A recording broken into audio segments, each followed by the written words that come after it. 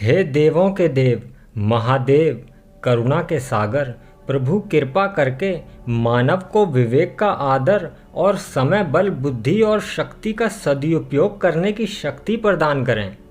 ओम नमः शिवाय। आत्मा उपनिषद। ब्रह्म विश्व की आत्मा है और उपनिषद का आरंभ हम उसी ब्रह्म की महानता के पाठ से करते हैं।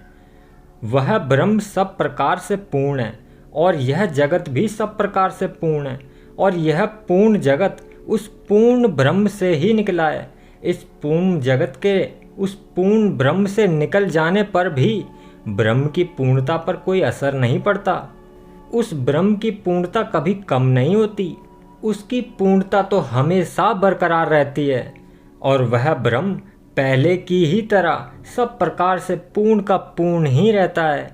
ओम शांति शांति शांति। आत्मा उपनिषद अथर्ववेद का ही हिस्सा है।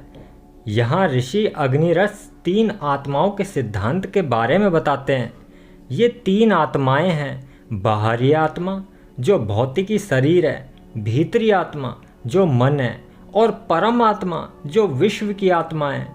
उपनिषद ऋषि अग्निरस की यह शिक्षा है कि पुरुष वह परमात्मा अपने आप को तीन प्रकार से प्रकट करते हैं, एक बाहरी आत्मा के रूप में, दूसरी भीतरी आत्मा के रूप में और तीसरी परम या विश्व की आत्मा के रूप में।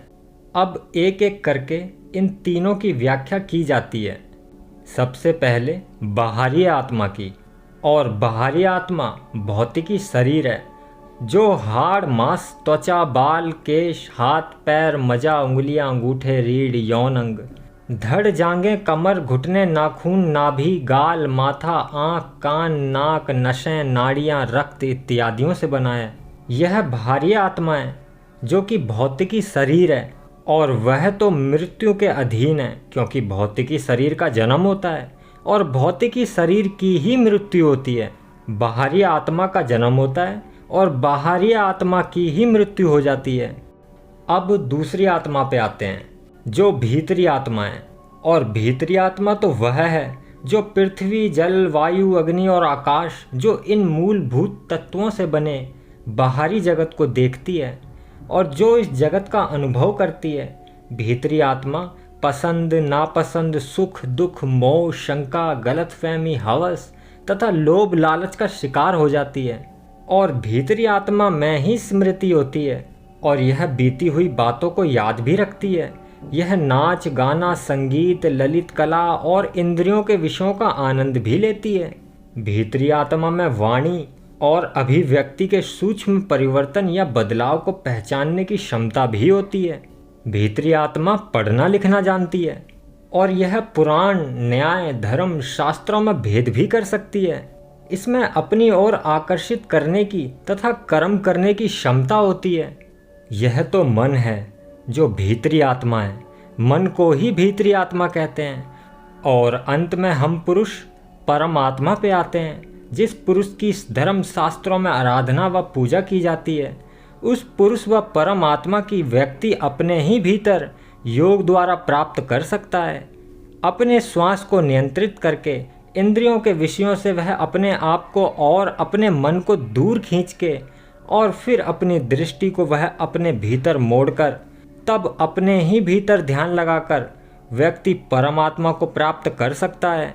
और वह आत्मा बड़ के पेड़ के बीज से भी सूक्ष्म है और वह आत्मा अन्न के छोटे से छोटे दाने से भी सूक्ष्म है और वह आत्मा बाल के नोक के 1000वें हिस्से के 100वें हिस्से से भी सूक्ष्म है। इस आत्मा को ना तो समझा जा सकता है और ना ही इसे छुआ जा सकता है और ना ही इसे पकड़ा जा सकता है। और यह आत्मा ना तो जन्म ही लेती है और ना ही कभी मरती है। यह आत्मा मुरझाती नहीं है।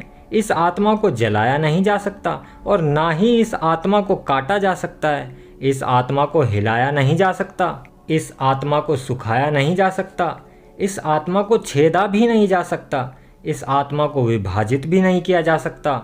और यह आत्मा अहंकार और इंद्रियों के भी परे है। यह आत्मा तो बिना गुणों वाली है, अमर दृष्टा है।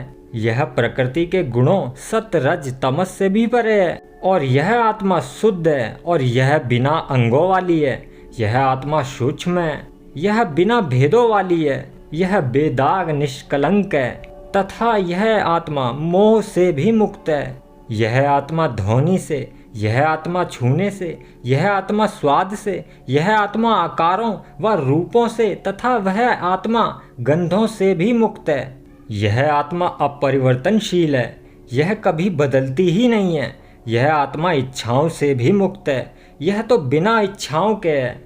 यह आत्मा सर्वव्यापी है, यह आत्मा सब में और सब कुछ में मौजूद है। यह आत्मा अकल्पनीय है, यह कल्पना से भी परे है तथा यह आत्मा वर्णन के भी परे है। इस आत्मा को शब्दों या अन्य साधनों द्वारा वर्णन नहीं किया जा सकता। यह आत्मा अपवित्र और अशुद्ध को भी पवित्र और शुद्ध बना देती है। कोई भी कर्म या कोई भी कर्म का फल इस आत्मा से चिपकता नहीं है। यह वह सबसे ऊंची आत्मा है, यह वह परम आत्मा है, यह वह परम आत्मा पुरुष है। हाँ, यह वह सबसे ऊंची आत्मा है, यह वह परम आत्मा है, परम पुरुष है, परम आत्मा पुरुष है। आत्मा उपनिषद समाप्त। ओम नमः शिवाय।